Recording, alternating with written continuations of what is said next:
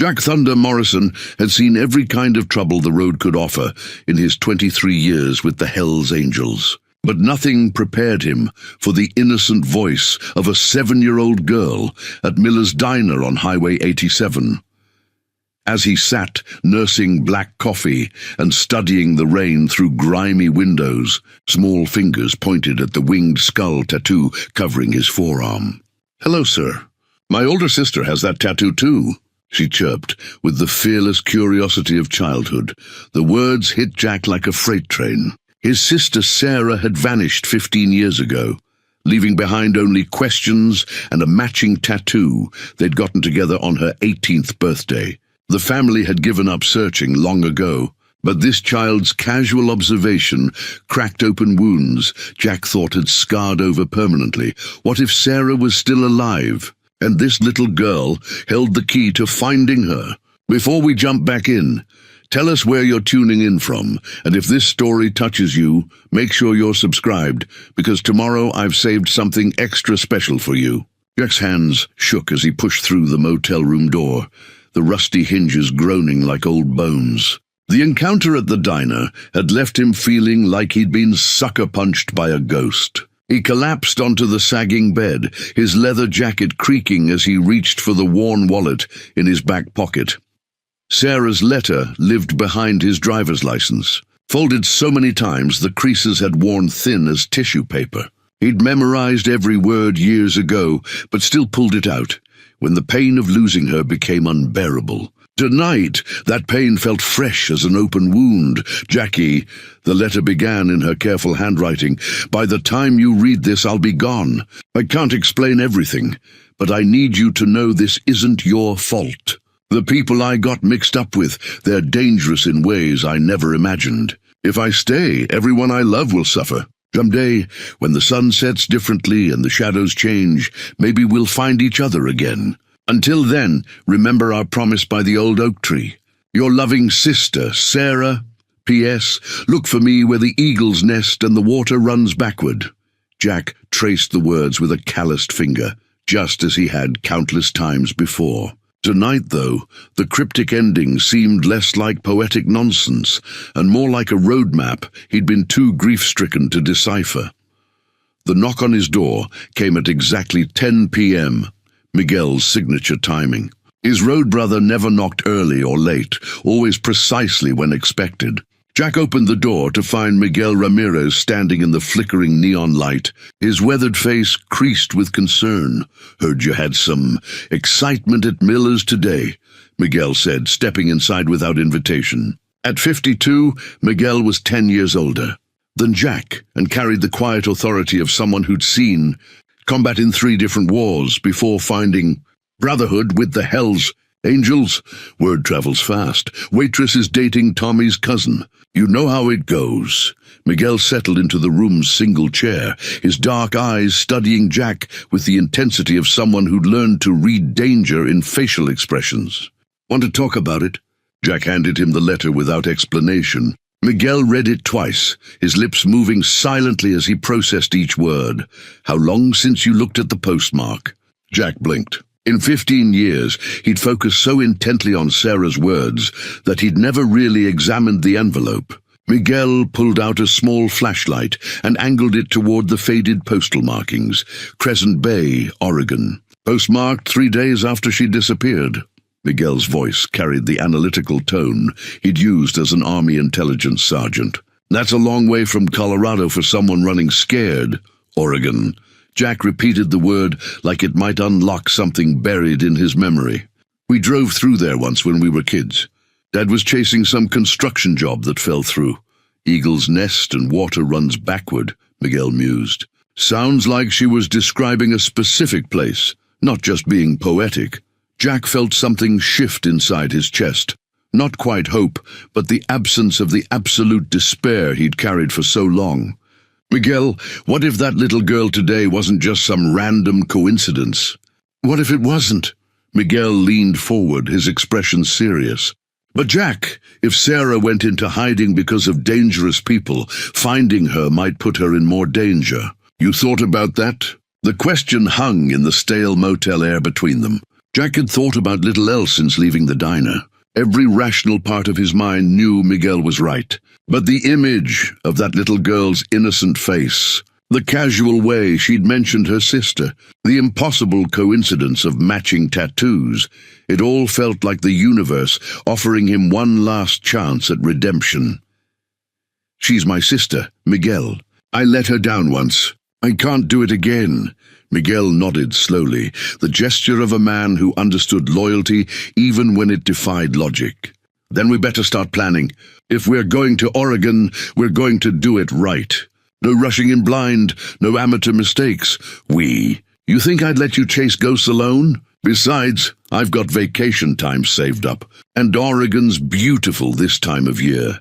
Jack felt tears threaten for the first time since Sarah's funeral, the empty casket ceremony they'd held when the police finally stopped searching. Miguel's unwavering friendship had pulled him through the darkest period of his life, and now it would guide him toward whatever truth waited in Oregon. Outside, thunder rumbled across the Colorado plains, and Jack wondered if somewhere in the distance, Sarah might be listening to the same storm. Dawn came too early and too bright, but Jack was already dressed and pacing the motel parking lot when Miguel emerged from his room. They'd agreed to return to Miller's diner first thing, hoping to catch the little girl and her family before they continued their journey. The breakfast crowd was thinner than the night before, just a handful of truckers and early commuters nursing coffee and scanning phones. Jack spotted her immediately, the same bright yellow jacket, the same fearless curiosity as she colored in a book while her parents studied a road atlas. Miguel touched Jack's arm. "Easy, let me do the talking first. You look like you're about to jump out of your skin."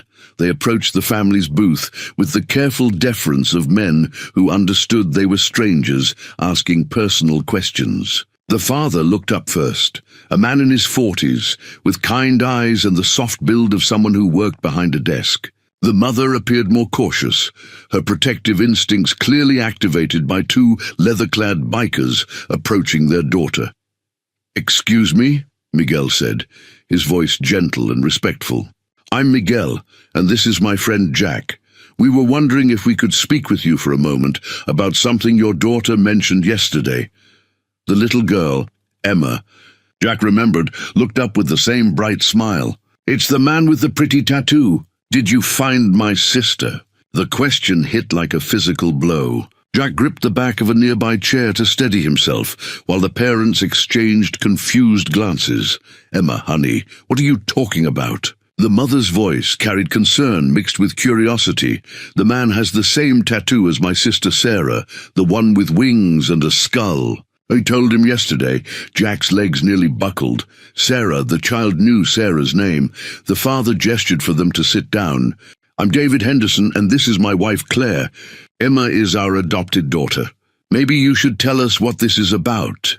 Miguel handled the explanation with military precision, outlining Jack's search for his missing sister without revealing too many personal details. As he spoke, Jack watched the Hendersons' expressions shift from wariness to sympathy to something approaching understanding.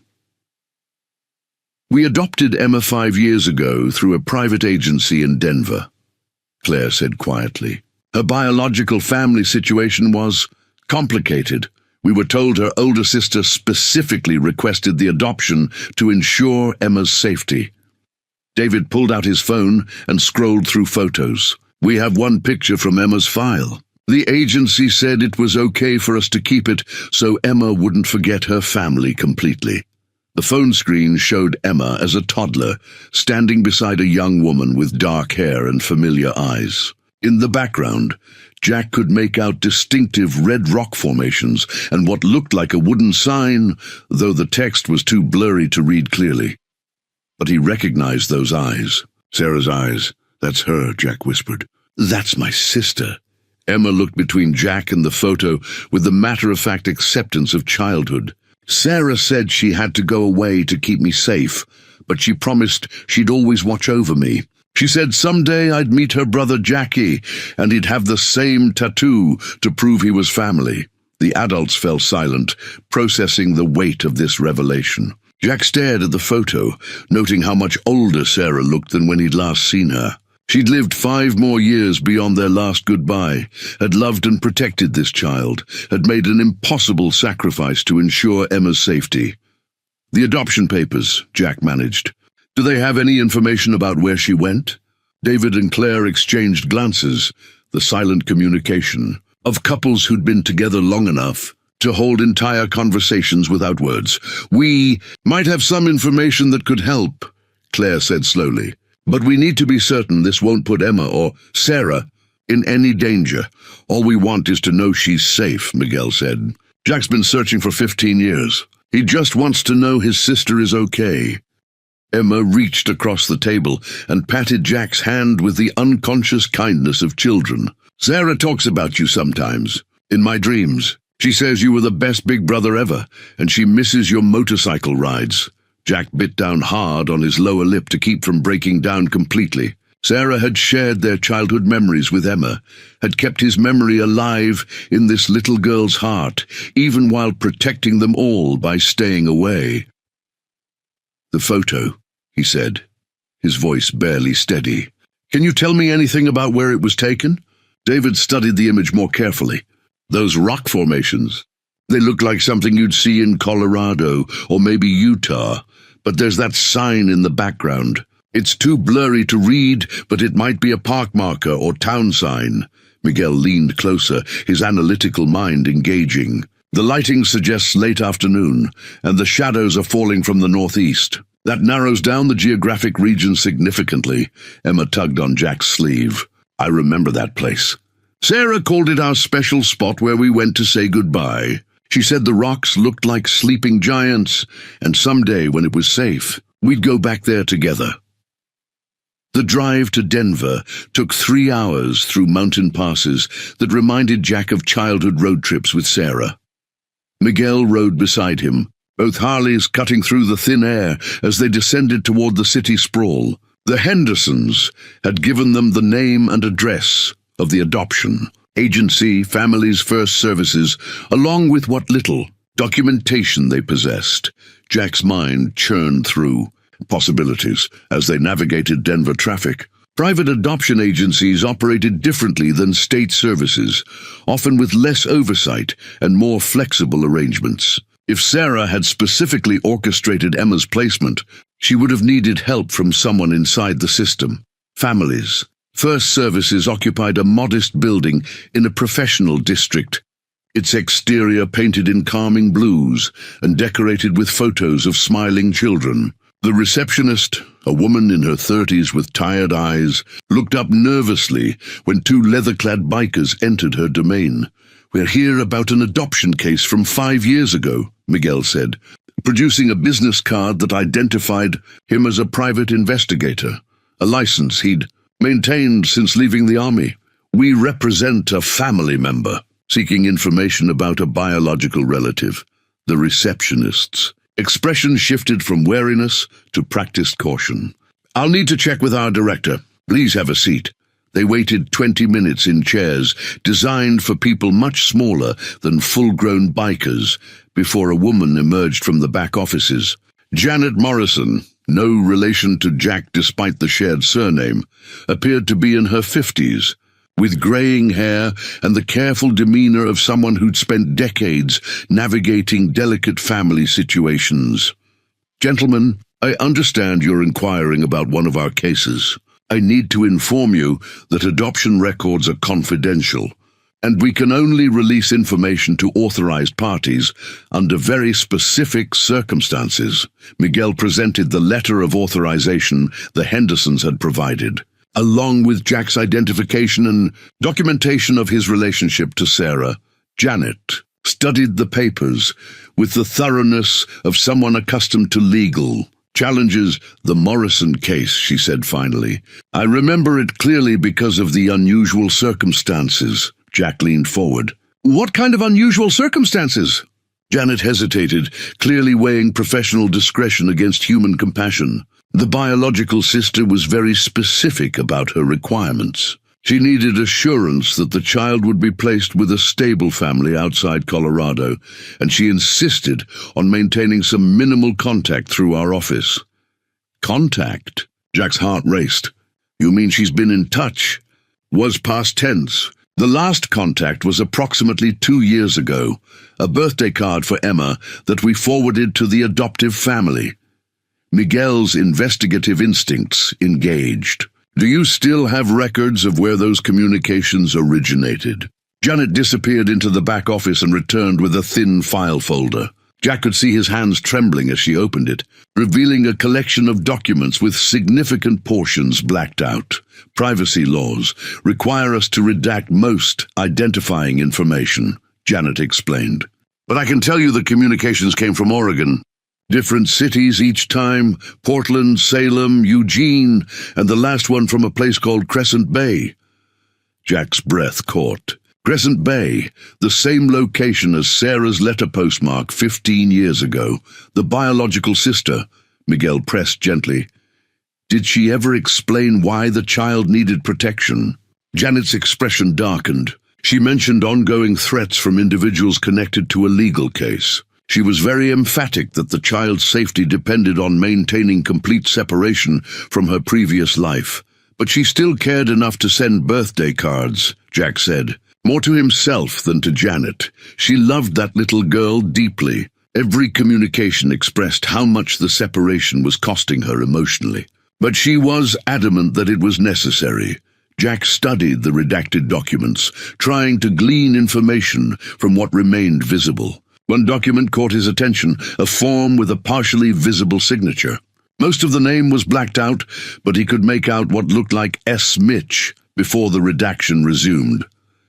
Ms. Morrison, Jack said carefully, if someone wanted to reach the biological sister in an emergency, hypothetically, would that be possible? Janet's pause stretched long enough to suggest she was considering bending regulations. Hypothetically, our agency maintains emergency contact protocols for biological families. But activating those protocols would require documentation of genuine emergency circumstances. Miguel recognized the opening. What if the biological uncle, who's been searching for his missing sister for 15 years, wanted to establish contact for family reconciliation purposes? That would be complex. We'd need verification of the emergency nature, approval from our legal department, and assurance that contact wouldn't compromise the child's safety or violate the original protection arrangements. Jack felt frustration building, but forced himself to remain calm. Every bureaucratic hurdle represented another barrier between him and Sarah, but losing his temper would accomplish nothing. How long would such a process take? He asked. Under normal circumstances, several weeks to several months. However, Janet glanced around the office as if checking for eavesdroppers. If someone were to find alternative means of locating a family member, our agency wouldn't be in a position to prevent that reunion, provided it didn't violate any legal protections. Miguel caught Jack's eye, understanding immediately.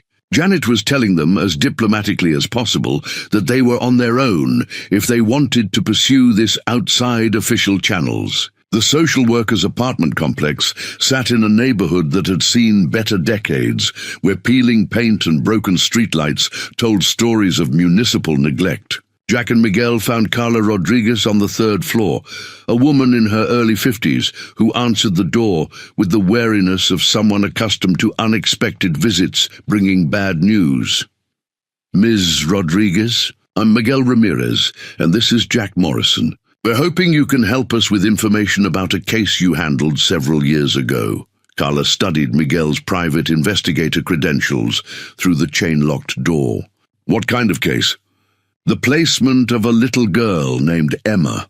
Her biological sister arranged the adoption through Families First Services. The mention of Emma's name triggered immediate recognition in Carla's eyes, followed quickly by concern. Is Emma safe? Has something happened to her? Emma's fine, Jack said quickly. I'm her uncle. I've been searching for my sister for 15 years, and we just discovered Emma's existence yesterday. Carla unlatched the chain and opened the door fully, gesturing them inside. Her living room was small but comfortable, dominated by photos of children who'd presumably passed through her caseload over the years. "The Morrison case," she said, settling into a worn recliner. "I'll never forget it. That young woman was so scared, but so determined to protect that baby.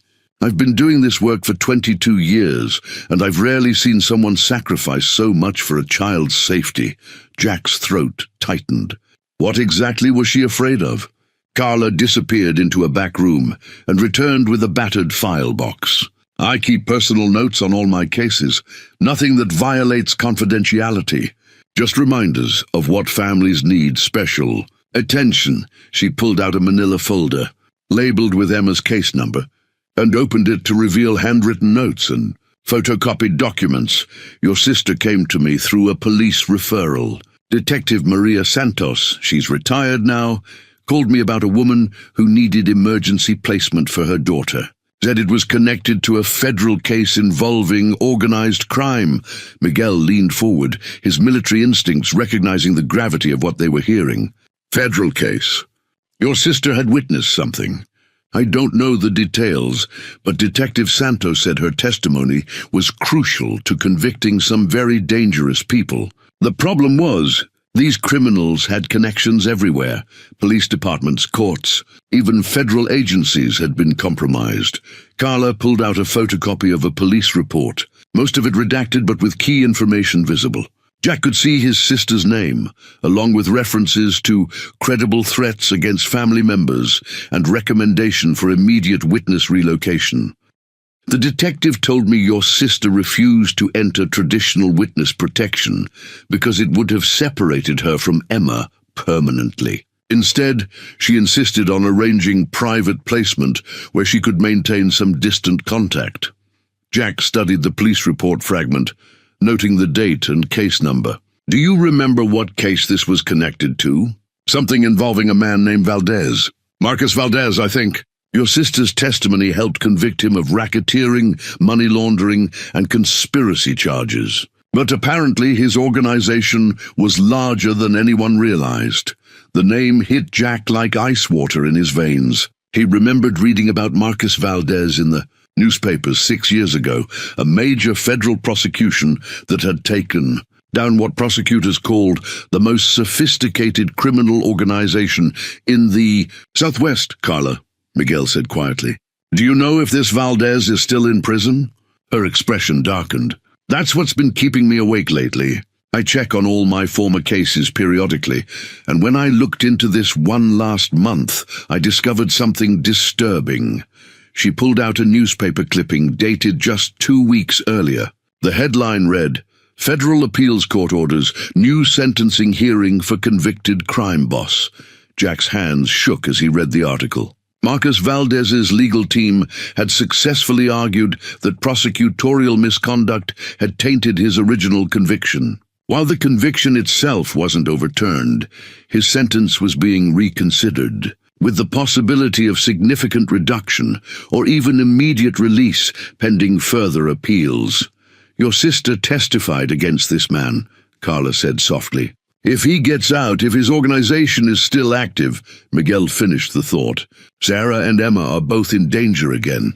"That's not even the worst part," Carla continued, pulling out one more document. "I've been getting strange phone calls lately. Someone claiming to be a journalist researching old cases, asking specific questions about Emma's placement, wanting to know where she is now, who adopted her, whether there's been any contact with biological family." Jack felt the room spinning. "Someone's looking for them, or looking for your sister through Emma. Think about it. If you could find Emma through that chance meeting at the diner, other people could find her too. And if they find Emma, they can use her to pressure Sarah into revealing herself," Miguel said grimly. Carla nodded. "That little girl might be the key to finding your sister, but she might also be the bait that draws your sister out of hiding and into danger." Jack stared at the newspaper clipping, understanding that their search had suddenly become a race against time. If Valdez's people were actively looking for Sarah, then every step Jack took toward finding her might also be leading her enemies closer to their target. Detective Santos, Jack said finally. Is she someone we could talk to?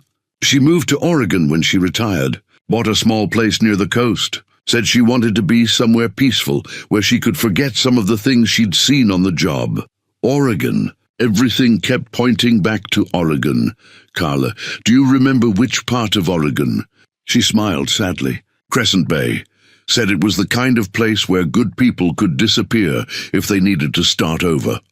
Detective Maria Santos lived in a small bungalow overlooking the Pacific. Her retirement haven perched on cliffs that dropped dramatically to the churning ocean below. When Jack and Miguel arrived after 2 days of hard riding, they found her tending a garden that seemed to bloom in defiance of the salt air and constant wind.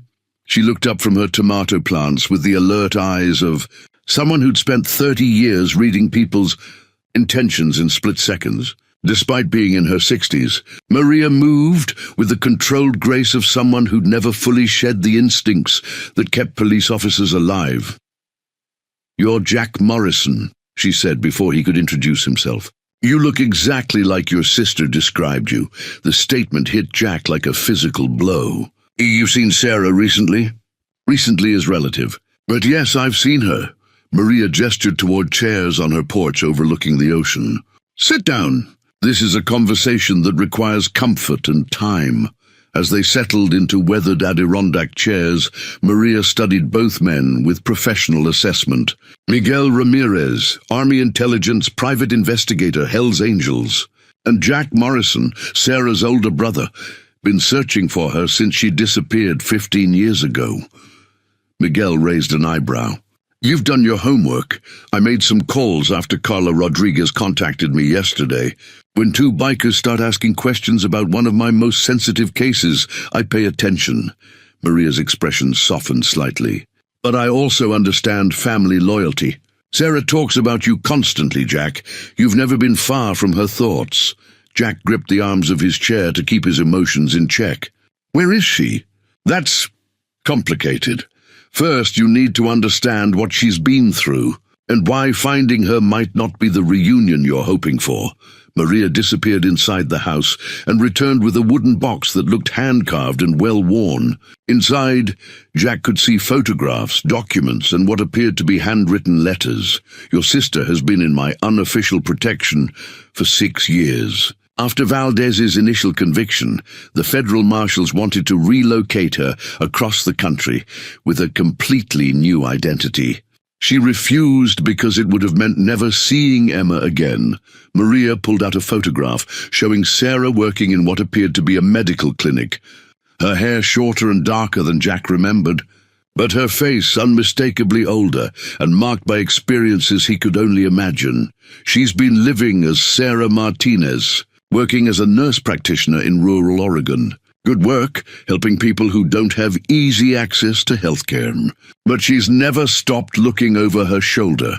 Jack studied the photograph, seeing lines around Sarah's eyes that spoke of sleepless nights and constant vigilance. Martinez, my maiden name, gave her a connection to law enforcement if she ever needed it, and a reason why someone might help her disappear.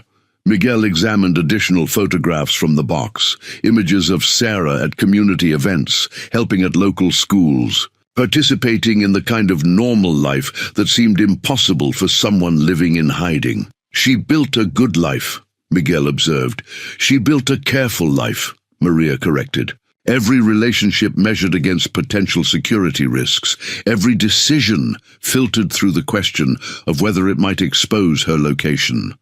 "Do you know what that does to a person over 6 years?" Jack was beginning to understand the complexity of what he was asking for. "You're saying she might not want to be found.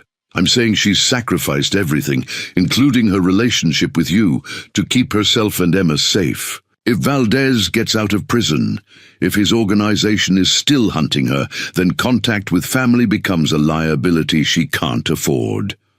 Maria pulled out a small bundle of letters, tied with ribbon. "But I'm also saying she's never stopped hoping for a different outcome. These are letters she wrote to you but never sent. One for every birthday, every Christmas, every anniversary of the day she disappeared." Jack's hands trembled as he accepted the bundle. The top letter was dated just 3 months ago, his last birthday. Sarah's handwriting had changed, becoming more careful and controlled. But the emotion in her words was unmistakable. "Jackie," the latest letter began. "Today you turn 42, and I wonder if you still ride the mountain roads we loved as kids. I wonder if you remember our promise by the old oak tree, and if you understand why I had to break it. I dream sometimes that this nightmare ends, and I can call you on your birthday instead of writing letters I'll never send. Until that day comes, know that I love you and I'm sorry for the choice I had to make." Miguel read over Jack's shoulder, his own emotions clearly affected by the raw pain in Sarah's words. "There's something else you need to know," Maria continued. "Valdez isn't just appealing his conviction. According to my sources still in law enforcement, his organization has been systematically tracking down everyone connected to his prosecution. 2 other witnesses have disappeared in the past year.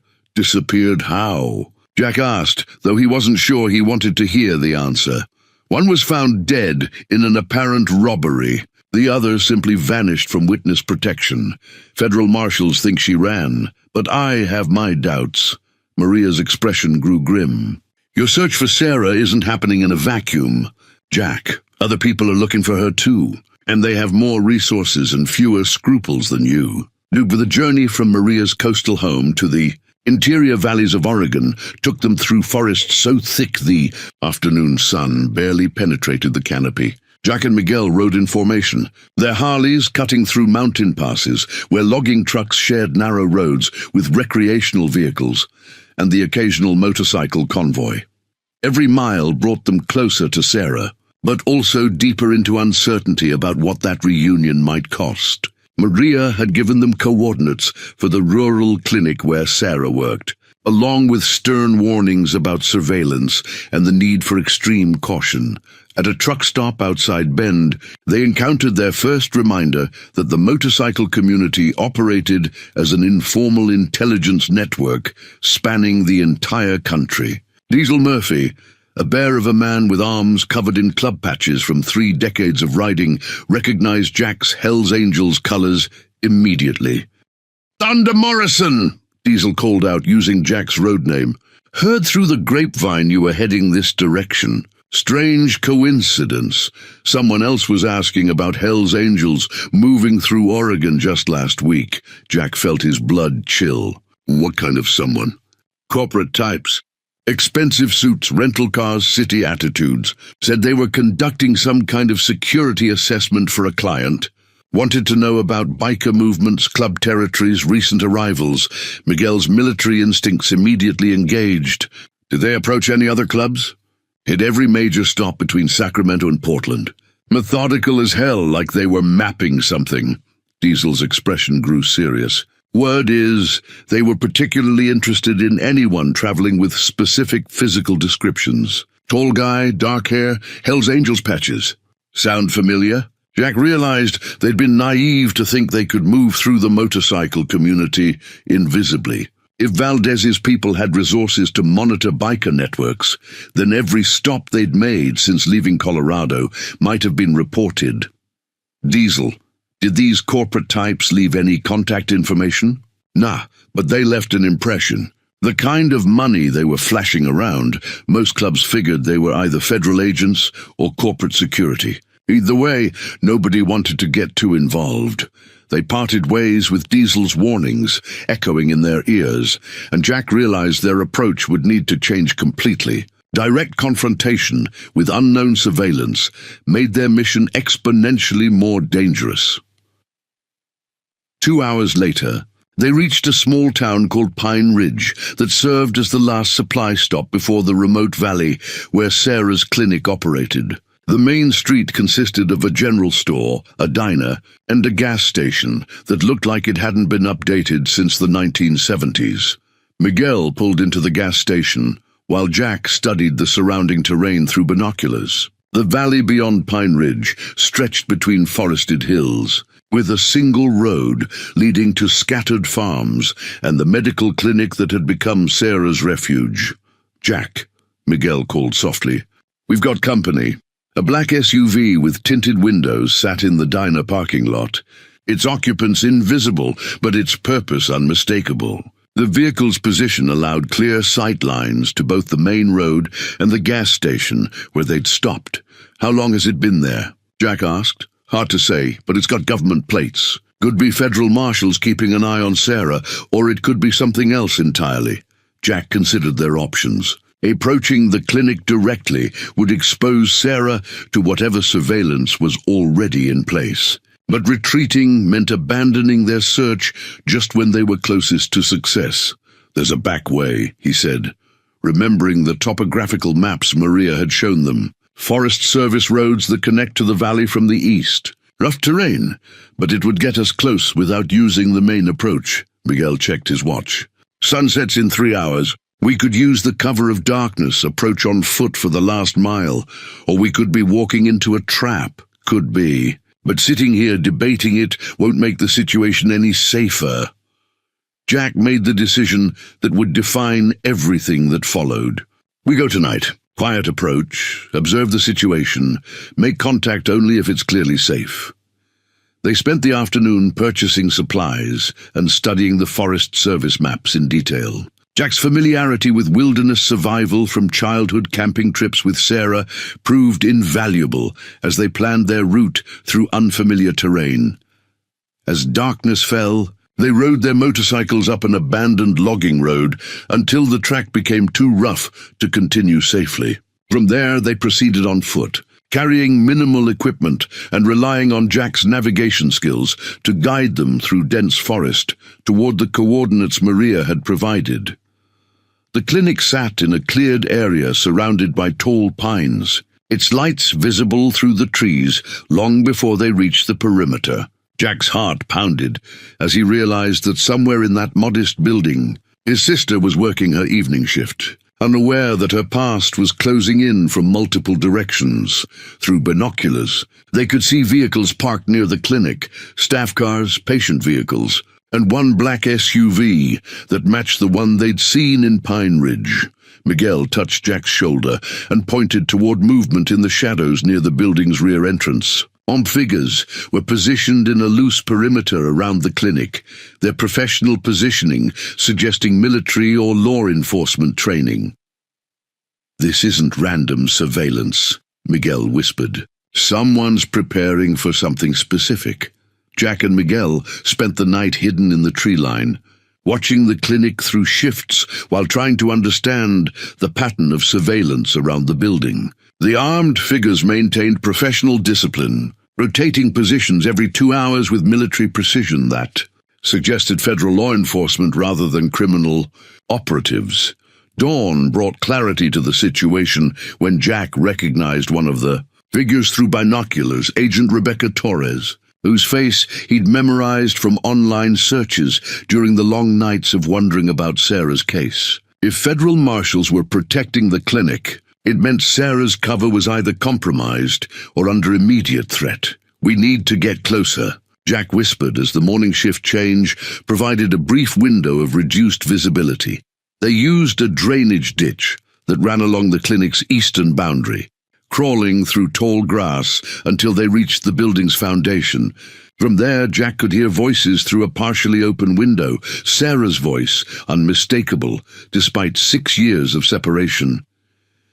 "Understand the risks, Agent Torres, but I won't abandon my patients. These people depend on this clinic, and disappearing overnight will raise questions that could compromise other people's safety." Ms. Martinez. Valdez's legal team successfully argued for immediate release pending appeal. He walked out of federal prison 6 hours ago. "Our intelligence suggests his organization has narrowed their search to this area." Jack's blood turned to ice. Valdez was free, and Sarah was refusing protection because she'd built a life worth defending.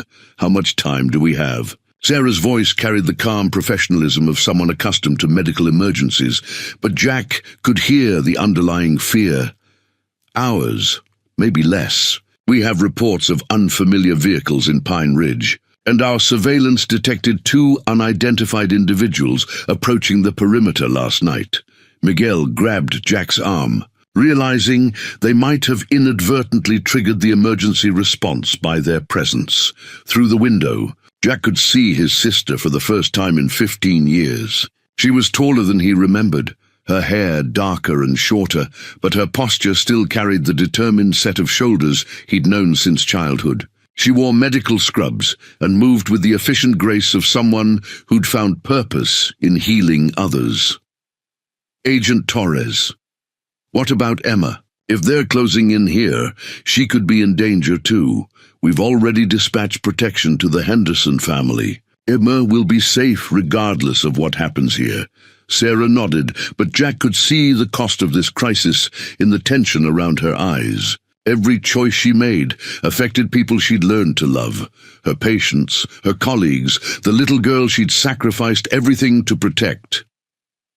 There is one other option, Agent Torres continued. We received intelligence that Marcus Valdez's brother Jack Morrison has been actively searching for you. If we could arrange controlled contact— No. Sarah's response was immediate and final. Jack's search is exactly what led them here. I won't put him in danger too.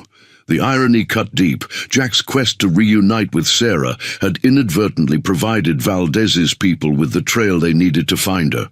His love for his sister had become the instrument of her exposure. Miguel tugged on Jack's jacket, pointing toward movement in the parking lot. 3 black SUVs had arrived, disgorging men in tactical gear who began coordinating with the federal agents already in position. Sarah, Agent Torres continued inside, your brother deserves to know you're safe. This might be our last opportunity for family contact before we relocate you permanently. Sarah moved closer to the window, and Jack could see her face clearly for the first time. She looked older, marked by stress and responsibility, but her eyes still held the fierce intelligence he remembered. My brother deserves a sister who doesn't bring danger into his life. The best thing I can do for Jack is stay away from him. Jack almost stood up then, almost revealed himself to argue with her reasoning. But Miguel's restraining hand reminded him that their presence was already complicating Sarah's safety. A new voice entered the conversation. Male, authoritative, carrying the accent of someone from the southwest. Agent Torres. We've got movement on the perimeter. 3 vehicles approaching from different directions. Coordinated timing, not law enforcement.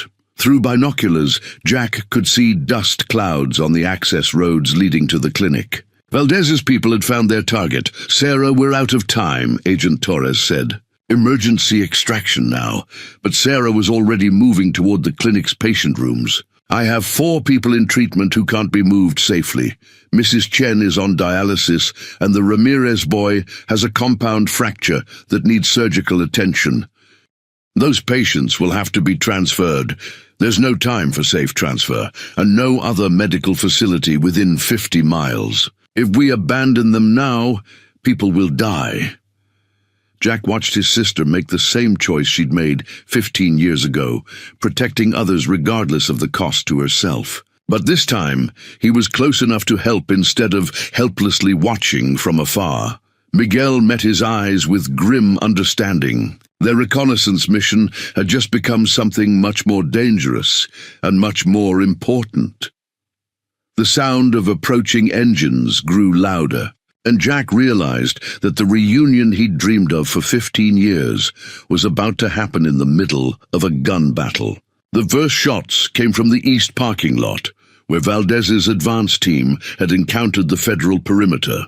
Jack heard Agent Torres shouting commands into her radio, while Sarah continued working with methodical calm to prepare her patients for what was coming.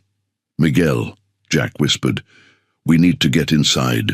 If this turns into a siege, Sarah's going to be trapped with those patients. Miguel studied the tactical situation with professional assessment. Federal agents have good positions, but they're outnumbered and trying to protect a building full of civilians. This could go very badly very quickly. Through the clinic window, Jack could see Sarah moving between patient rooms with a nurse named Linda, both women working to stabilize people who couldn't be evacuated safely. In the pediatric room, A young boy with a cast covering his left leg watched the adults with the wide-eyed fear of a child who understood that something terrible was happening. "Mrs. Chen needs another 20 minutes on dialysis," Sarah told Agent Torres. "If we disconnect her now, she could go into kidney failure. Sarah, we may not have 20 minutes." The gunfire intensified, and Jack could see muzzle flashes through the trees as federal agents engaged multiple targets approaching from different directions. Valdez had brought enough people to overwhelm the protection detail, banking on the agents' reluctance to risk civilian casualties. A bulletin board near the clinic's main entrance caught Jack's attention. Community announcements, patient education materials, and children's artwork from local schools. Among the drawings, one stood out, a crayon picture showing a family of 3 standing beside a house, with distinctive motorcycles in the background. The artwork was signed Emma H. in careful 7-year-old handwriting, and showed 2 adults and a child holding hands, all 3 figures smiling beneath a bright yellow sun. But it was the details that made Jack's breath catch. One adult figure wore what looked like a medical uniform, while the other had distinctive tattoos covering both arms. Sarah had kept Emma's artwork, displaying it where she could see it every day during her work. The little girl's memory of their family included Jack. Despite never having met him, "Jack," Miguel hissed, pointing toward the rear entrance where a federal agent lay wounded beside an overturned tactical vehicle. "They've broken through the perimeter." Inside the clinic, chaos was erupting as Sarah and Linda tried to maintain care for their patients while Agent Torres coordinated defensive positions. Jack could see Sarah's hands shaking as she adjusted Mrs. Chen's dialysis equipment, the stress finally beginning to show despite her professional composure. "Linda, get everyone away from the windows," Sarah commanded. "Move the mobile patients to the interior storage room, and keep the Ramirez boy's leg elevated no matter what happens." A new voice cut through the gunfire, amplified by a bullhorn and carrying the authority of someone accustomed to being obeyed. "Agent Torres, this is Marcus Valdez. I want to discuss terms for a peaceful resolution to this situation." Jack felt ice water flood his veins. Valdez was here personally, which meant Sarah's testimony had cost him enough that he wanted to handle her elimination himself. "Mr. Valdez," Agent Torres responded through her own amplification system, "you're surrounded by federal agents and in violation of numerous federal laws. Surrender now, and you'll be treated according to legal protocols." Valdez's laugh carried clearly across the parking lot. "Agent Torres, I have Sarah Martinez's location. I have overwhelming tactical advantage, and I have all day. What I want is a conversation with the woman who cost me 6 years of my life." Inside the clinic, Sarah stopped working and walked to the window where Jack could see her clearly. Her face was pale but determined, and Jack recognized the expression she'd worn as a teenager when facing down neighborhood bullies who thought they could intimidate her. "Sarah, don't even think about it," Agent Torres said quietly, but Sarah was already moving toward the clinic's front door. "Mr. Valdez, I'll speak with you. But first, you need to allow medical evacuation for the patients in this building. They have nothing to do with our business, Sarah Martinez. Or should I call you Sarah Morrison? Your brother's been very helpful in leading us to you." The words hit like physical blows, and Jack saw Sarah's composure crack for the first time. She'd spent 6 years protecting everyone she loved, only to have her sacrifice undone by the very person she'd been trying to protect. "Let the patients go. Mr. Valdez, this is between us. I'm afraid it's more complicated than that. You see, your brother is here right now, watching this conversation from somewhere in those trees. Jack Morrison, I know you can hear me. Your search for your sister has been quite educational for my organization." Jack realized with horror that they'd been under surveillance far longer than they'd suspected. Every move they'd made since leaving Colorado had been tracked, analyzed, and used to corner Sarah in the exact situation she'd spent 6 years trying to avoid. Miguel grabbed Jack's arm as he started to stand. "Don't give them what they want. Sarah's still got federal protection, and revealing our position won't help anyone.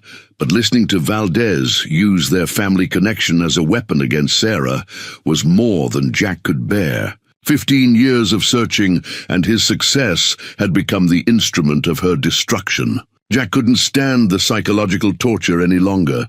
Against Miguel's restraining grip and every tactical instinct that screamed for him to stay hidden, he stood up from the drainage ditch and walked toward the clinic's front entrance with his hands visible. "Valdez. I'm Jack Morrison, and I'm coming out." The gunfire stopped abruptly, creating an eerie silence, broken only by the distant sound of sirens approaching from Pine Ridge. Through the clinic windows, Jack could see Sarah's face transform from resignation to horror as she realized he was exposing himself. "Jack, no!" Sarah's voice carried across the parking lot. 15 years of suppressed emotion breaking through in those two words. Marcus Valdez emerged from behind an armored vehicle, flanked by two men carrying automatic weapons. He was smaller than Jack had expected, but carried himself with the confidence of someone who'd built power through intelligence and ruthlessness rather than physical intimidation. "Mr. Morrison, your reputation precedes you. 23 years with the Hells Angels, multiple arrests but few convictions, and an admirable dedication to finding your missing sister." Valdez pulled out a manila folder and began reading from what appeared to be surveillance reports. "Colorado Department of Motor Vehicles records show you've maintained the same address for 8 years. Banking records indicate modest income, supplemented by occasional motorcycle repair work. Cell phone records show you've called the National Missing Persons Database 43 times in the past 2 years. The detailed knowledge of his life was chilling, but Jack forced himself to focus on the immediate situation. Agent Torres and her team maintained defensive positions around the clinic, but they were clearly outnumbered and constrained by the need to protect civilians. "What do you want, Valdez?" "I want justice, Mr. Morrison. Your sister's testimony sent me to federal prison for 6 years. 6 years of my life stolen because she chose to interfere in business that didn't concern her." Through the clinic windows, Jack could see Sarah still working with her patients despite the chaos outside. Mrs. Chen remained connected to the dialysis machine, and the young boy with the broken leg was crying softly while Linda tried to comfort him. "My sister was protecting herself and her daughter.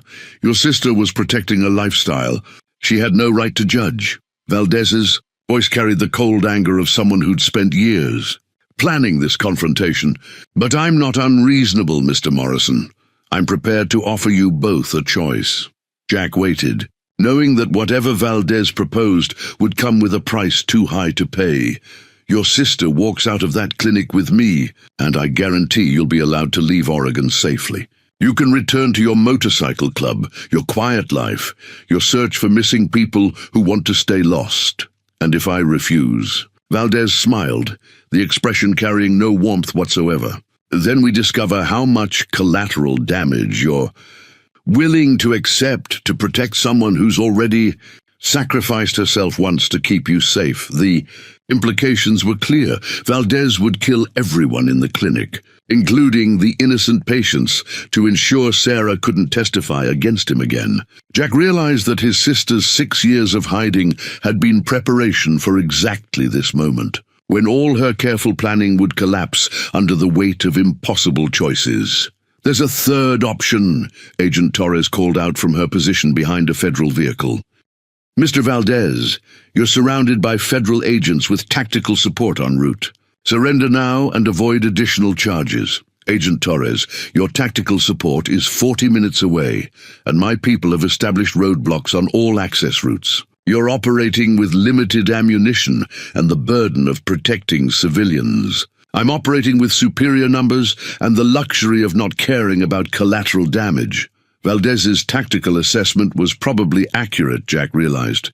The federal agents were playing defense with too many variables to control. While Valdez had planned this confrontation specifically to maximize his advantages. "Sarah," Valdez called toward the clinic, "you have 60 seconds to decide. Walk out with me voluntarily or watch me demonstrate why your testimony was such a costly mistake." Inside the clinic, Jack could see his sister frozen in an impossible position. The patients she'd refused to abandon were now becoming leverage against her continued resistance.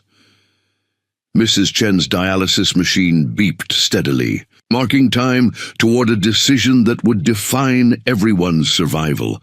Miguel appeared beside Jack, having abandoned their concealed position to stand with his friend. "Jack, Sarah's not the only one with skin in this game. Valdez made this personal when he threatened innocent people. What are you thinking?" "I'm thinking that sometimes the best tactical solution isn't the obvious one." Miguel's military experience had taught him to look for unconventional approaches to impossible situations. Valdez has planned for federal resistance and family negotiation. He hasn't planned for the Hells Angels. Jack understood immediately. Their motorcycle club operated outside traditional law enforcement protocols, which meant they could take actions that federal agents couldn't legally justify. "How many brothers do we have within riding distance?" Miguel smiled grimly. "More than enough to even the odds considerably." The sound of motorcycle engines echoed from the forest service roads. Not federal reinforcements, but something Valdez hadn't anticipated in his careful planning. The motorcycle engines grew louder, and Jack realized Miguel had somehow contacted their brothers without him noticing. 12 Harleys emerged from the forest roads in perfect formation, their riders bearing the colors of Hells Angels chapters from across Oregon and Northern California. Leading the convoy was Tommy Iron Garcia, the chapter president from Sacramento, whose reputation for tactical thinking had earned respect throughout the motorcycle community. Behind him rode men who'd served together in various conflicts, both military and civilian, bound by loyalty that transcended law enforcement. Protocols. Valdez's tactical advantage evaporated as he realized his careful planning hadn't accounted for the informal networks that connected motorcycle clubs across state lines. His men shifted nervously as they found themselves outnumbered by bikers who operated by different rules than federal agents. "Mr. Valdez," Tommy called out as he dismounted his motorcycle with deliberate calm. "Seems like you've got yourself a complicated situation here." "This doesn't concern the Hells Angels," Valdez replied. But Jack could hear uncertainty creeping into his voice. "See, that's where you're wrong." Tommy walked closer, his presence radiating the quiet authority of someone who'd commanded respect in environments where weakness meant death. "Jack Morrison is our brother. You threaten him, you threaten all of us, Jackie." Watched the tactical balance shift as the newly arrived bikers took positions that effectively surrounded Valdez's people while avoiding direct confrontation with the federal agents. Their positioning was professional, not aggressive enough to trigger a firefight, but coordinated enough to demonstrate overwhelming force. Inside the clinic, Sarah continued her medical work, but Jack could see her stealing glances at the unfolding situation. For the first time in 6 years, she was seeing the protective network that had surrounded Jack during her absence. The family of choice that had supported him through the darkest period of his life. Agent Torres spoke into her radio, coordinating with her tactical team while trying to understand how civilian bikers had appeared in the middle of a federal operation. "Control, I need immediate clarification on rules of engagement with non-law enforcement personnel providing assistance." Miguel moved closer to Jack, his voice low enough that only his friend could hear. Tommy brought the entire council. 12 chapter presidents, 43 full members, all armed and all operating under club protection protocols. Jack understood the implications. Hells Angels protection protocols superseded individual state laws when member safety was threatened. The bikers weren't technically violating federal jurisdiction, but they were prepared to do whatever was necessary to protect their brother. "Valdez," Tommy continued conversationally, "I've been reading about you. Impressive organization, sophisticated operations, good legal representation. But you made one critical error in your planning." "What error?" You assume family meant blood relatives only. See, Jack's got about 200 brothers across 6 states, and every one of them takes threats against family very personally. Valdez pulled out his phone and spoke briefly to someone, presumably calling for additional reinforcements. But Jack could see the calculation in his eyes. Whatever resources he could summon would take time to arrive, and the tactical situation had already shifted beyond his control. Mr. Garcia, your organization's involvement complicates an already delicate situation, Agent Torres called out. Federal law enforcement can't be responsible for civilian safety in an active tactical scenario.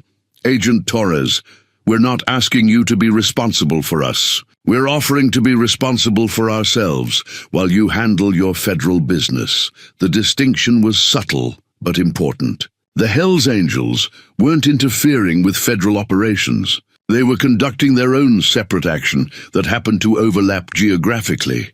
Inside the clinic, Mrs. Chen's dialysis treatment reached completion, and Jack could see Sarah beginning to disconnect the equipment with practiced efficiency. The elimination of one vulnerable patient improved the tactical situation slightly, but the young boy with the broken leg still couldn't be moved safely. Sarah appeared at the clinic's front window, her medical training allowing her to assess the changed situation quickly. Jack could see her mind working through possibilities that hadn't existed before the bikers arrived, scenarios where she might survive this confrontation instead of simply choosing how to die protecting others. "Jack," she called out, her voice carrying across the parking lot with startling clarity. "I need you to know that everything I did was to protect you and Emma. I never stopped loving you, and I never stopped being proud to be your sister." The words hit Jack like physical impacts. 15 years of suppressed emotion threatening to overwhelm his tactical awareness. But he also heard something else in Sarah's voice, not resignation, but preparation for a different kind of choice. "Valdez," Sarah continued, "if you want to settle this between us, then let's settle it. But these other people, the patients, the federal agents, even the bikers, they don't belong in our business." Jack realized his sister was preparing to walk out of the clinic, not in surrender but in trust that her brother's family would protect her in ways federal witness protection never could. The dynamics had shifted from hostage situation to something more complex, a confrontation between criminal organization and motorcycle club, with federal agents caught between competing codes of honor that operated outside traditional legal frameworks. Valdez seemed to understand that his carefully planned operation had evolved beyond his ability to control through conventional intimidation.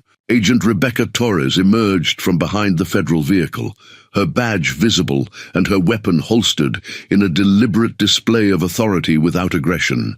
She approached the center of the parking lot where the three forces, federal, criminal, and biker, maintained their uneasy standoff. "Gentlemen, I'm going to propose something that might benefit everyone involved," she called out, her voice carrying the practiced confidence of someone who'd negotiated through complex situations before. Jack watched Torres with growing respect. She was clearly improvising a solution that none of them had anticipated, trying to find common ground between competing interests that operated by fundamentally different rules. "Mr. Valdez, you want resolution of your grievances against Sarah Martinez. Mr. Garcia, you want protection for your club member. And I want to complete a federal operation without civilian casualties." Torres pulled out a small recording device and held it where everyone could see it. "What I'm proposing is a formal negotiation under federal witness. Everything said here becomes part of the official record, which means everyone's statements carry legal weight." Valdez studied the device with calculating eyes. "What kind of legal weight?"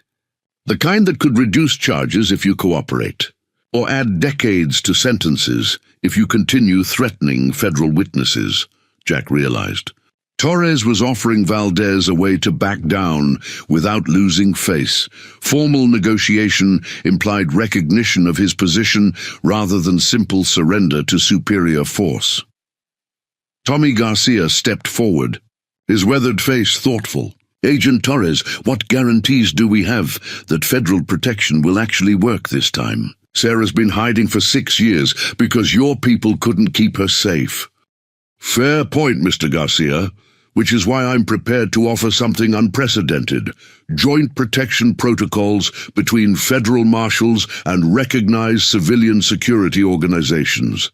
Jack blinked, understanding that Torres was essentially offering to legitimize Hell's Angels' protection of Sarah within the federal witness security system. It was an acknowledgement that traditional approaches had failed, and that unconventional solutions might prove more effective. What would that look like practically? Miguel asked, his military experience helping him grasp the operational implications.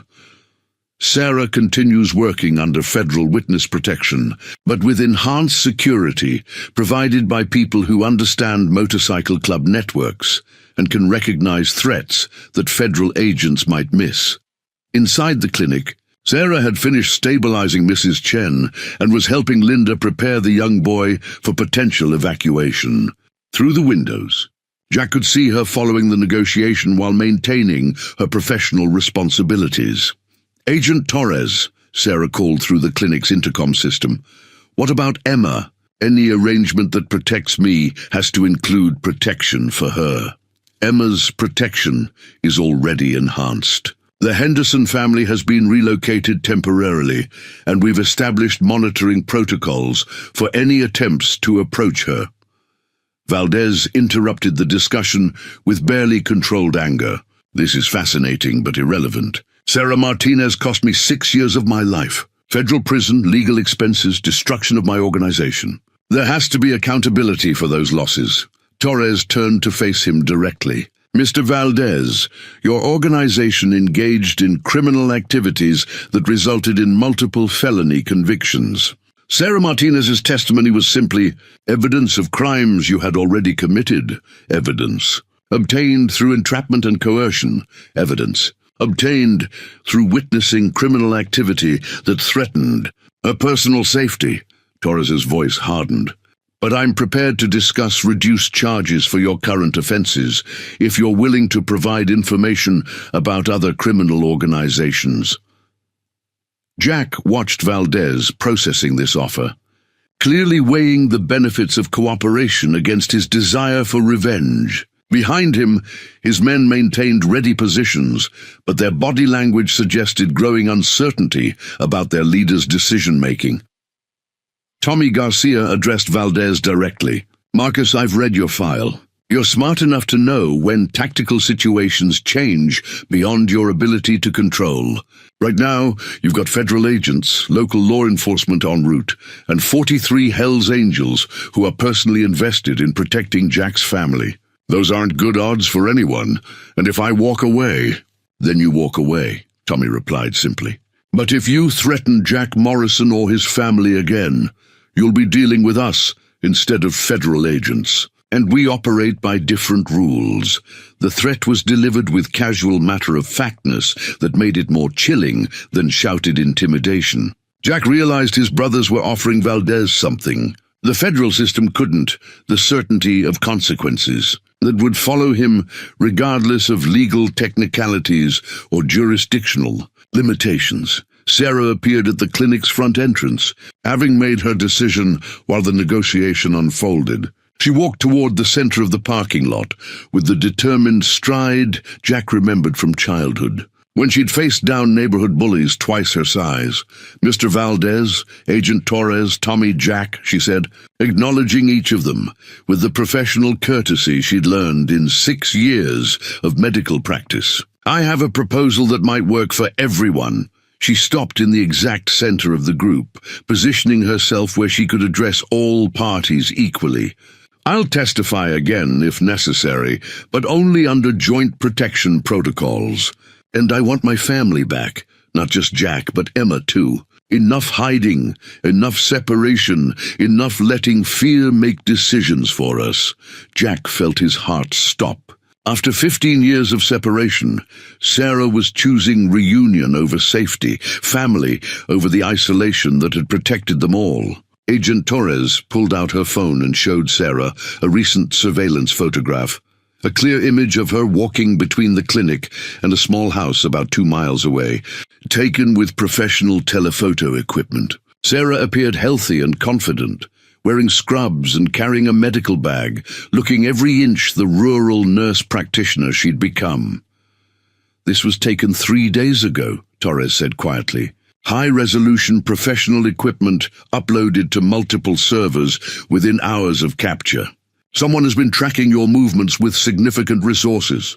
Jack studied the photograph, seeing his sister's face clearly for the first time in 15 years. She looked older, more mature, marked by responsibility and experience, but unmistakably Sarah.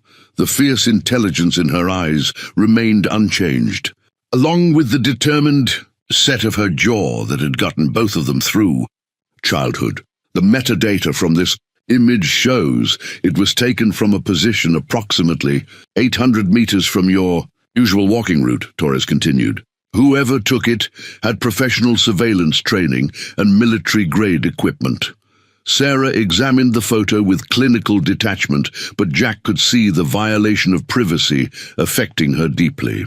6 years of careful anonymity had been stripped away by technology and resources she couldn't match. "How long have they been watching me?" "Based on digital forensics, at least 3 months. Systematic documentation of your daily routines, work schedule, personal relationships. They know where you live, where you work, where you shop for groceries." Miguel studied the photograph's background details with his investigator's eye.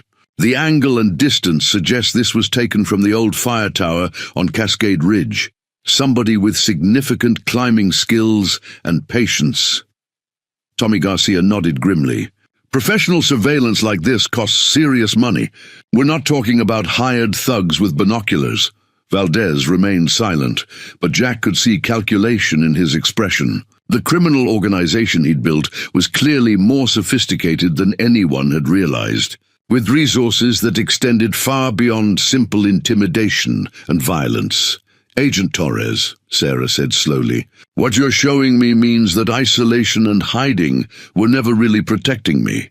If they've been watching for 3 months, they could have acted any time they wanted, which raises the question of why they waited," Miguel observed. Torres nodded. "Our behavioral analysts believe they were using you as bait to draw out other targets. Your brother, Emma, possibly other family members or friends who might provide additional leverage." Jack felt sick as he realized the implications. His search for Sarah hadn't led Valdez's people to her. They'd already found her and were using her as bait to capture him. Every step of his journey from Colorado had been anticipated and monitored. The phone calls to adoption agencies, the visits to social workers, the trail through Oregon motorcycle clubs. Torres continued. "They were guiding you toward this confrontation, making sure you'd arrive at exactly the time and place they wanted." Sarah turned to face Jack directly, and he saw tears in her eyes for the first time since they were children. "Jackie, I'm so sorry. I spent 6 years trying to protect you, and all I did was make you a target." "Sarah, this isn't your fault," Jack said, his voice rough with emotion. "I made the choice to look for you. Nobody forced me to put you in danger, but if I hadn't testified against Valdez in the first place, then Emma would have been raised by criminals instead of loving parents, and other victims would have suffered." Jack moved closer to his sister, seeing the weight of guilt she'd carried for years. "You saved people, Sarah. You saved Emma. You've been saving patients here. You've been doing exactly what you've always done, protecting people who need protection." Tommy Garcia cleared his throat respectfully. "Sarah, Jack's right. But what matters now isn't who's responsible for the past. What matters is what we do next." Agent Torres opened a tactical communication device that crackled with radio traffic. "Federal tactical teams are 15 minutes out. Local law enforcement is establishing a perimeter around the valley. We have multiple options for how this ends." Sarah looked around at the assembled groups, federal agents maintaining professional positions, Hells Angels bikers ready for whatever violence might be necessary, and Valdez's men growing increasingly nervous as their tactical advantage continued to erode. "Agent Torres, What happens to my patients if this becomes a firefight? Medical evacuation teams are standing by, but moving critical patients during active engagement would be extremely dangerous. Sarah made a decision that surprised everyone. She walked directly toward Valdez, stopping just outside the range where his men might grab her, and addressed him with the calm authority of a medical professional dealing with a crisis. "Mr. Valdez, you want justice for what my testimony cost you. I understand that. But these other people, my patients, the federal agents, Jack's friends, they don't deserve to suffer for choices I made 6 years ago. Sarah, don't—" Jack started, but she held up a hand to stop him. "I'm proposing a trade," she continued. "Me for guaranteed safe passage for everyone else. You get what you came for, and innocent people don't get hurt." The parking lot fell silent, except for the distant sound of helicopters approaching from the direction of Portland. Agent Torres pulled a tactical communication device from her vest, its LED display showing real-time coordination between multiple federal teams converging on the valley. The device represented everything Jack had learned to distrust about government promises: sophisticated technology, overwhelming resources, and the cold calculation that sometimes sacrificed individuals for broader objectives. "Sarah, before you make any decisions, you need to understand what we're offering," Torres said, her voice carrying the authority of someone who'd spent years navigating federal bureaucracy. "Joint protection protocols mean you and Jack work together with both federal marshals and civilian security to ensure Valdez's organization can never threaten your family again."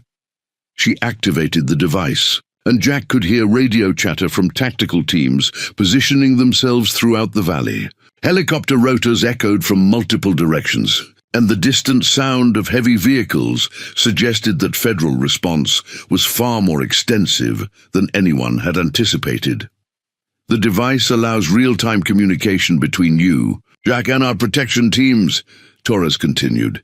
"Any threat, any suspicious activity, any attempt at intimidation gets immediate response from both federal agents and Hell's Angels security." Miguel examined the communication device with professional interest.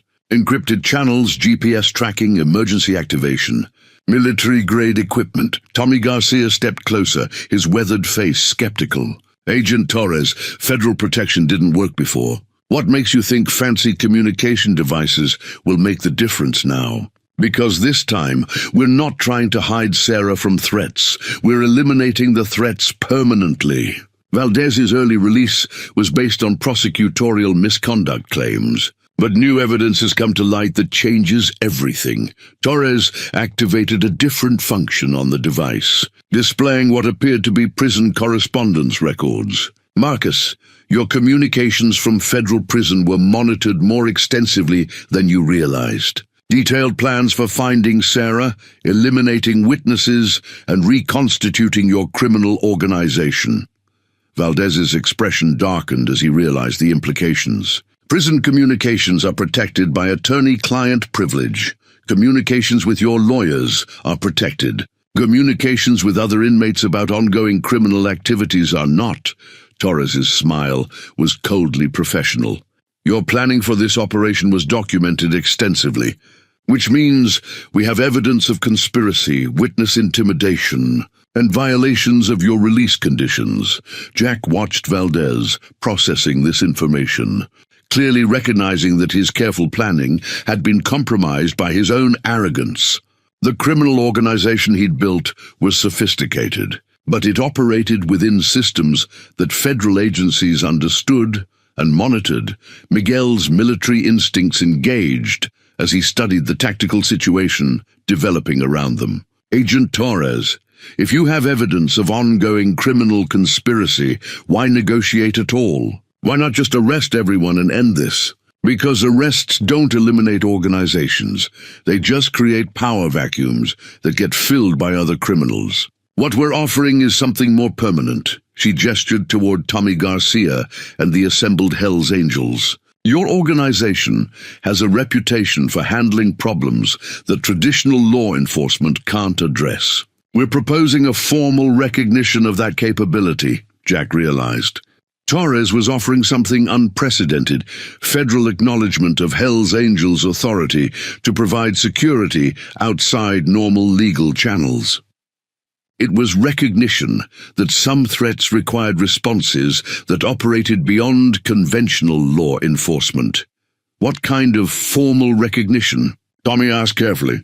Consulting contracts for witness protection, information sharing about criminal organizations that threaten your members, and coordination protocols that prevent conflicts between federal operations and club security activities. The communication device crackled with radio traffic as federal teams reported positions around the valley. Jack could hear tactical commanders discussing approach routes, civilian evacuation procedures, and contingency plans for various escalation scenarios. Sarah, Torres continued, this device represents more than just communication.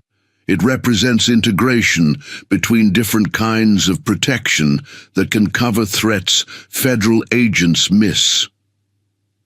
Sarah examined the device, her medical training helping her understand both its capabilities and limitations. What about Emma? How does this protect her if she's not directly involved in the security arrangements? Emma gets full family protection, federal monitoring of the Henderson family, Hell's Angels security awareness throughout the motorcycle community, and immediate response protocols if anyone approaches her.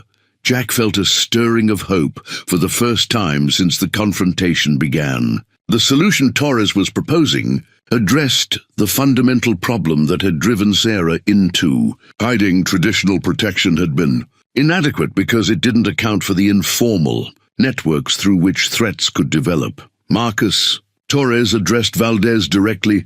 What you're facing now isn't just federal prosecution for violating release conditions. You're facing war with an organization that has chapters in 48 states and members who take threats against family very personally.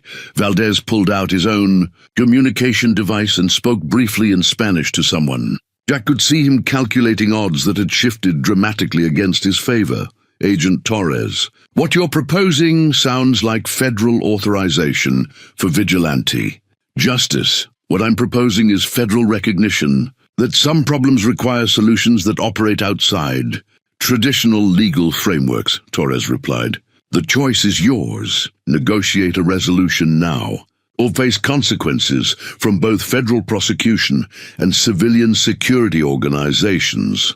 The helicopters were getting closer, and Jack realized that whatever decision was made in the next few minutes would determine not just the immediate outcome, but the fundamental nature of how his family would live going forward. The first indication of how wrong their calculations had been came when Valdez pulled out an object that had no business existing outside maximum security prison walls. The weapon was clearly handmade, a sharpened piece of metal wrapped in prison-issue fabric with additional modifications that spoke to extensive planning and institutional corruption. Agent Torres, Valdez said, hefting the improvised weapon with casual familiarity. Your monitoring of prison communications was less comprehensive than you imagined. Jack felt his blood turn to ice as he realized that Valdez's early release hadn't been just legal maneuvering.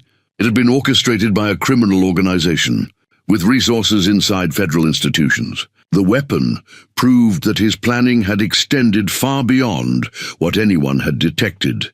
Miguel's military instincts engaged immediately, assessing threats and calculating tactical responses. That's not a standard prison weapon. Someone with metallurgy knowledge and access to industrial tools made that specifically for this operation. Valdez smiled, the expression carrying years of suppressed rage and careful planning. 6 years in federal prison provides excellent opportunities to recruit skilled assistants. Welders, machinists, electronic specialists, all serving sentences that can be reduced through helpful cooperation. Agent Torres spoke urgently into her radio, calling for immediate escalation of tactical response. But Jack could see the calculation in her eyes. Federal teams were still minutes away, and the tactical situation had just shifted dramatically. Mr. Valdez, Threatening federal agents with weapons adds decades to potential sentences, Torres said, but her voice carried less authority than before. Agent Torres, my sentence was already life without parole before legal technicalities created this opportunity. Additional charges are meaningless when you're planning to eliminate the witnesses who created the original conviction. The truth hit Jack like a physical blow. This wasn't a negotiation or even an intimidation tactic, it was execution, planned and orchestrated with the methodical precision of someone who'd had 6 years to consider every detail. Sarah, Valdez called toward the clinic, his voice carrying absolute finality. You have 30 seconds to walk out here, or I start demonstrating why your testimony was such an expensive mistake for my organization. Inside the clinic, Sarah was still visible through the windows, helping Linda prepare the young patient for potential emergency evacuation. But Jack could see her freeze as she heard Valdez's ultimatum, understanding that the negotiation phase had ended. Tommy, Jack said quietly to the Hells Angels president, how long since you called for backup? 20 minutes. But the nearest chapters are 40 minutes out. Minimum.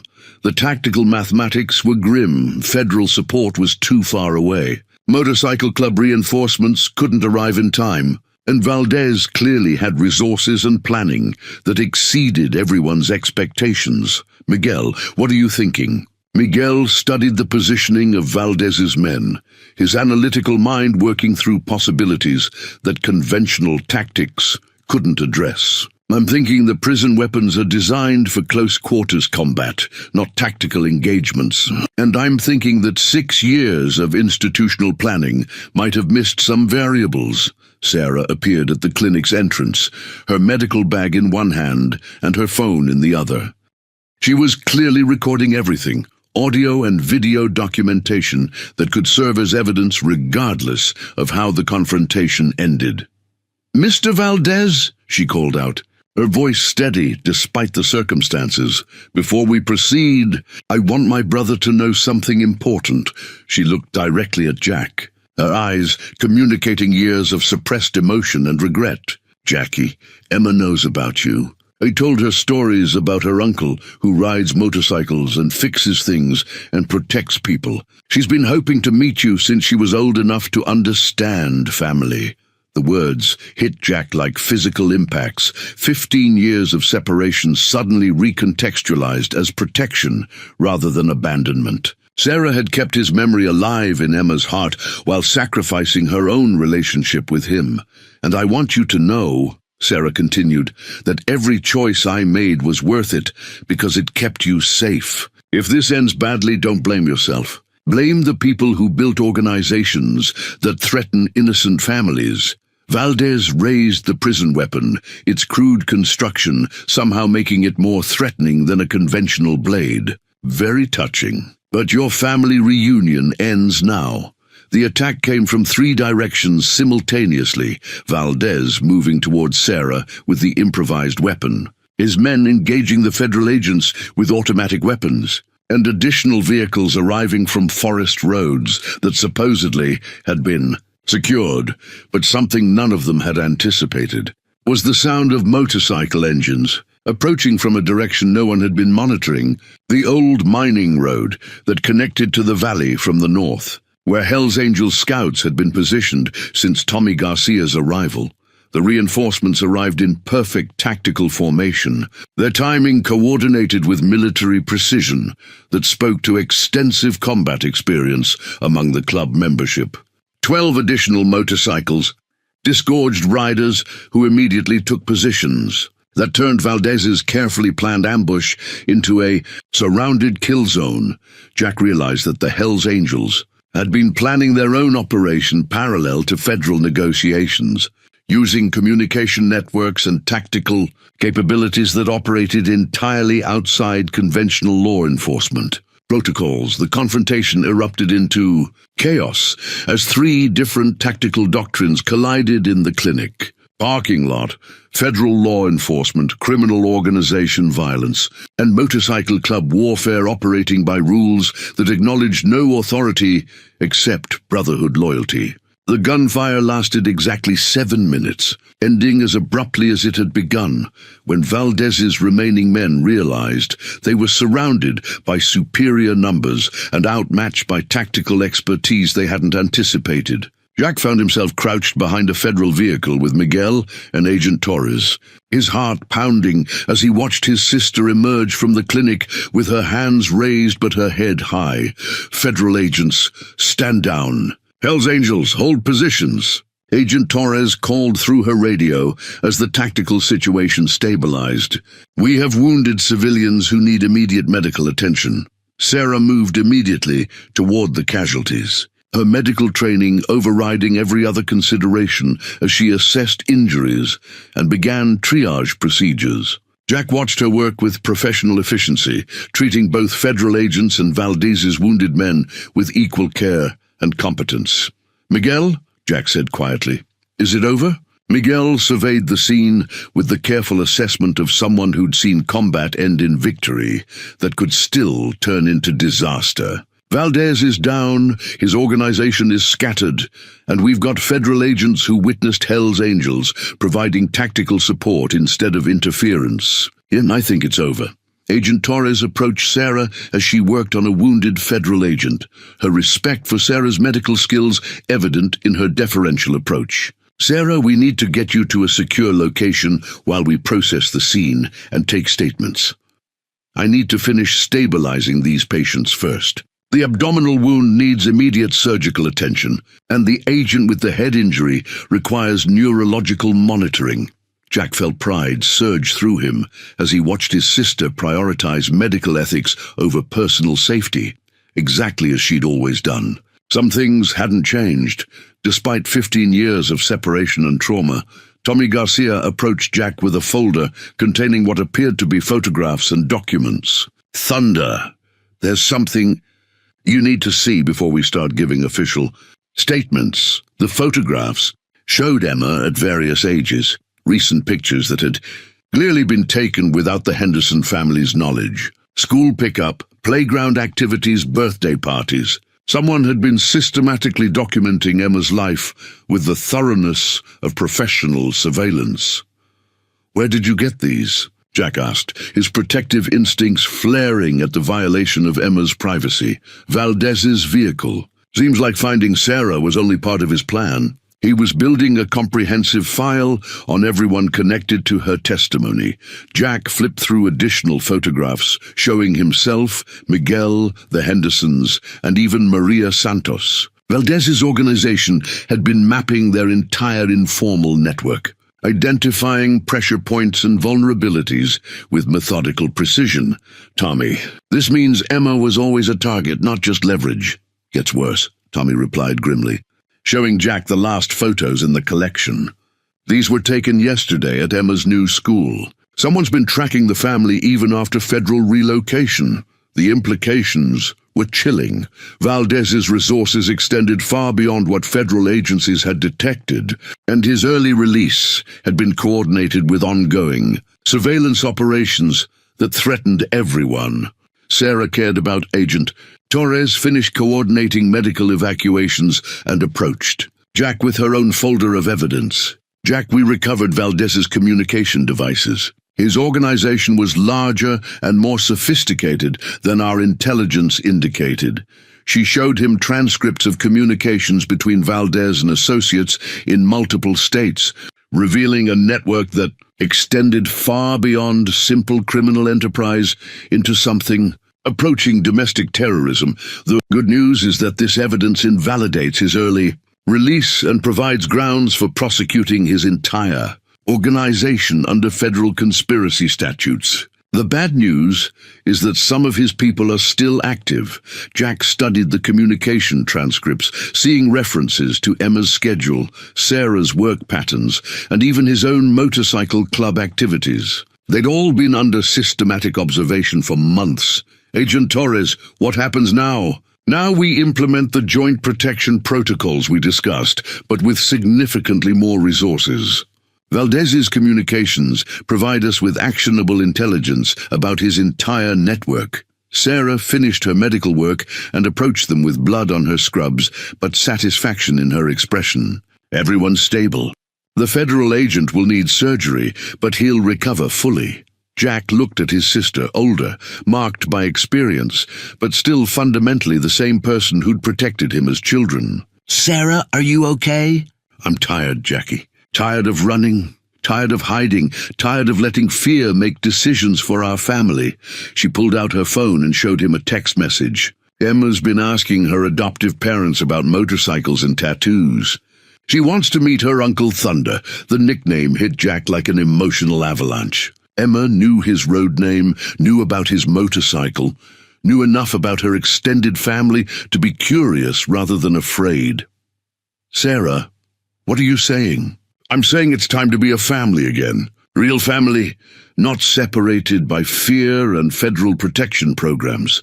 She looked around at the assembled federal agents and Hell's Angels bikers. We've got more protection now than we've ever had, and Emma deserves to know her family. Agent Torres pulled out the tactical communication device and handed it to Sarah. Your new phone number. Direct line to both federal protection and civilian security. Use it whenever you need backup. Jack realized they were standing at the threshold of the life he dreamed about for 15 years, reunited with Sarah, connected to Emma, supported by both federal resources and motorcycle club loyalty.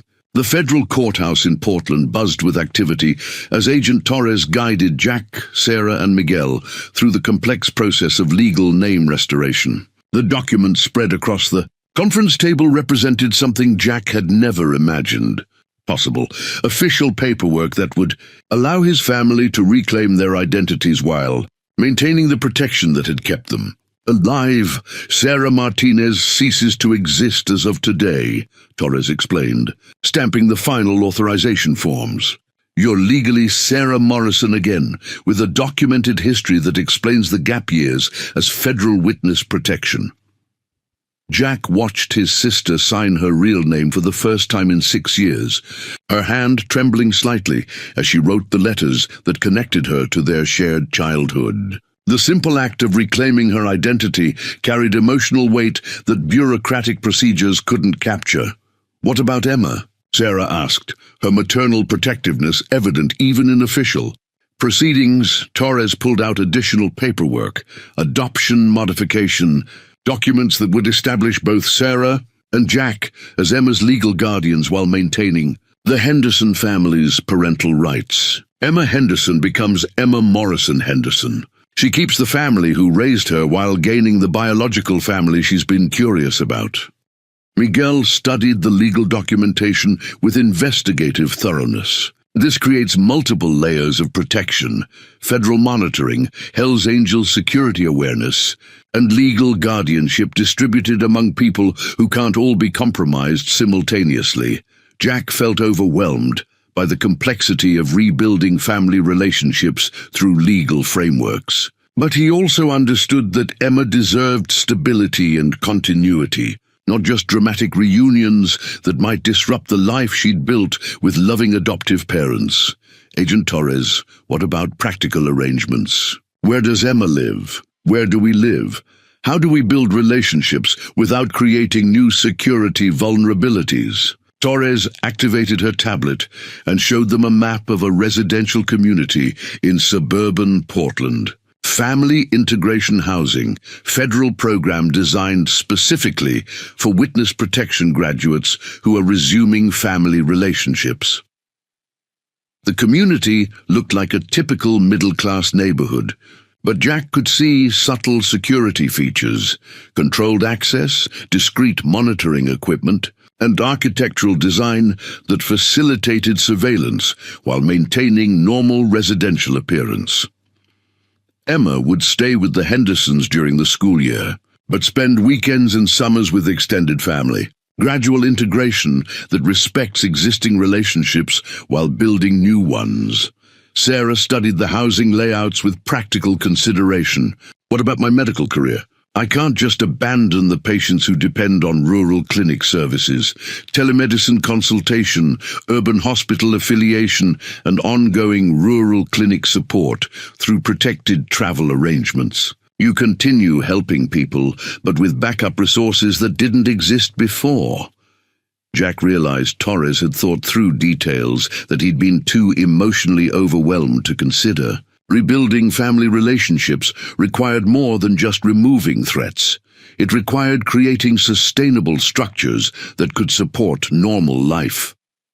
Torres, what about the Hells Angels connection? How does official federal protection interact with motorcycle club security?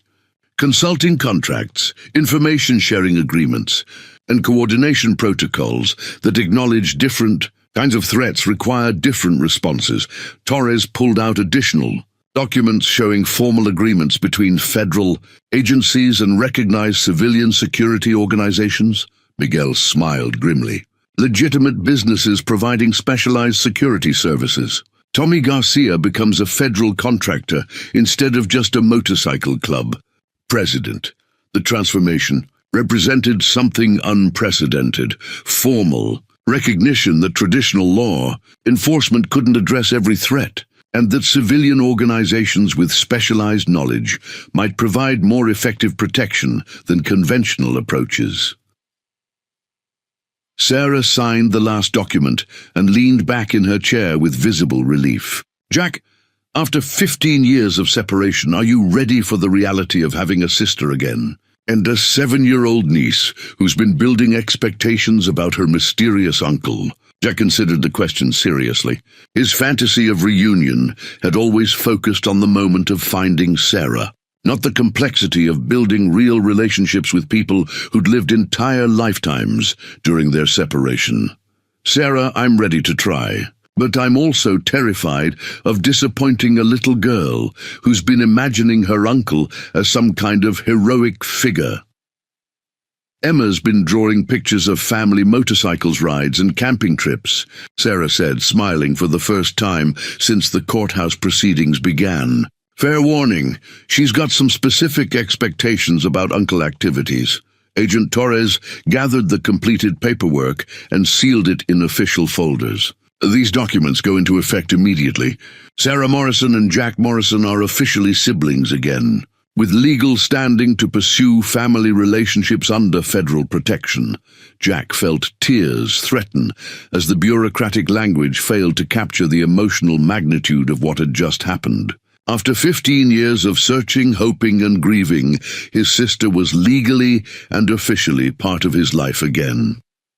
One more thing, Torres added, pulling out a final document.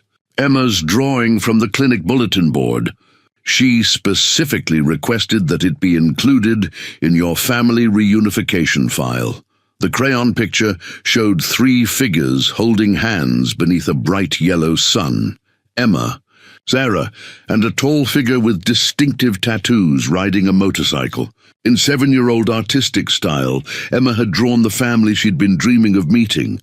Jack studied the artwork, seeing his niece's hopes and expectations rendered in primary colors and childhood innocence. The weight of living up to a 7-year-old's dreams felt both daunting and absolutely worth whatever effort it required.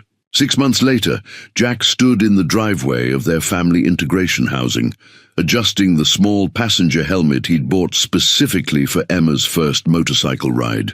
The bright pink helmet decorated with butterfly stickers was nothing like the serious black gear he usually associated with riding. But Emma had chosen it herself, with the unerring confidence of a 7-year-old who knew exactly what she wanted. "Uncle Jack, are you sure this is safe?" Emma asked, her excitement barely contained despite reasonable concerns about motorcycle safety. "Emma, I've been riding motorcycles longer than you've been alive," Jack replied, kneeling down to ensure her helmet was properly secured, "and your mom insisted on enough safety gear to protect you if we crashed into a marshmallow." Factory, Sarah emerged from the house, carrying a medical bag and wearing her own riding gear, leather jacket, and protective equipment that looked strange on someone he still thought of as his little sister. But 6 months of family integration had taught Jack that Sarah wasn't the same person who disappeared 15 years ago. Just as he wasn't the same angry young man who'd lost himself in motorcycle club life after losing his family. "Emma, remember what we discussed about hand signals and holding on tight," Sarah said. Her maternal protectiveness balanced with recognition that calculated risks were part of childhood development. Miguel appeared from the garage where he'd been helping. Jack maintained both motorcycles to family-safe standards. Over the past months, Miguel had evolved from riding partner to unofficial family uncle. His apartment in the same protected community, allowing him to participate in Emma's gradual integration into their extended biker family. "Emma, your chariot awaits," Miguel announced dramatically, gesturing toward Jack's Harley, which had been equipped with a passenger seat, additional safety equipment, and modifications that prioritize protection over traditional motorcycle aesthetics. Emma's artwork from the past 6 months covered the refrigerator. In their shared house, drawings that documented her evolving understanding of family relationships and motorcycle culture. The latest picture showed 4 figures on 2 motorcycles, all wearing matching helmets and riding beneath a sky filled with rainbows and birds. "Uncle Jack, when we get back from our ride, can we call the Hendersons and tell them about our adventure?" The question represented the complex balancing act that had defined their family reconstruction. Emma maintained close relationships with her adoptive parents while building new connections with her biological family, navigating loyalties and love with the resilience that seemed natural to children. "Of course, sweetheart, Mr. and Mrs. Henderson want to hear about everything we do together." Jack started the motorcycle, its engine settling into the familiar rumble that had provided soundtrack to most of his adult life. But today the sound carried different meaning, not escape from family responsibility, but integration of his identity as both biker and uncle. Emma climbed onto the passenger seat with careful attention to safety procedures they'd practiced for weeks. Her small arms wrapped around Jack's waist with trust that both humbled and terrified him. The weight of her faith in his ability to protect her was unlike any responsibility he'd ever carried. "Ready, Emma?" "Ready, Uncle Thunder." The nickname still surprised him, coming from his niece's voice. Emma had adapted to using both his legal name and road name, depending on context, understanding instinctively that people could be different things to different communities, while remaining essentially themselves. Sarah and Miguel followed on the second motorcycle as they rode through suburban Portland toward the countryside routes Jack had discovered during months of exploring Emma's new world. These weren't the mountain passes and desert highways of his solo years, but family-friendly roads with scenic views and safe stopping points for a 7-year-old's attention span. As they rode, Jack felt Emma's excitement in the way she pointed at interesting sights and tightened her grip during turns. Her laughter was audible even over the engine noise, and he realized that the happiness he'd been searching for through 15 years of grief and anger had been waiting in the simple joy of sharing something he loved with someone who mattered. They stopped at a roadside park overlooking the valley, where their journey had begun 6 months earlier. The clinic was visible in the distance, still serving rural patients, but now with enhanced security protocols and federal support that allowed Sarah to continue her medical mission without constant fear. Emma pulled out a new drawing. She'd been working on a picture showing their family riding motorcycles toward a horizon filled with possibilities. In the corner, she'd written in careful 7-year-old handwriting, "My family adventures with Uncle Thunder and Aunt Sarah and Uncle Miguel." "Emma, what's this one about?" "It's about how sometimes families get lost, but then they find each other again, and then they have adventures together," she explained with the profound simplicity that children brought to complex emotional truths. Jack looked at his sister, his niece, his brother Miguel, and realized that the ending he'd been imagining for 15 years had actually been a beginning. Some stories conclude with reunion, but the best ones continue with the daily work of building relationships worth the searching. The road stretched ahead of them, leading back toward home and whatever adventures a family of choice might create together.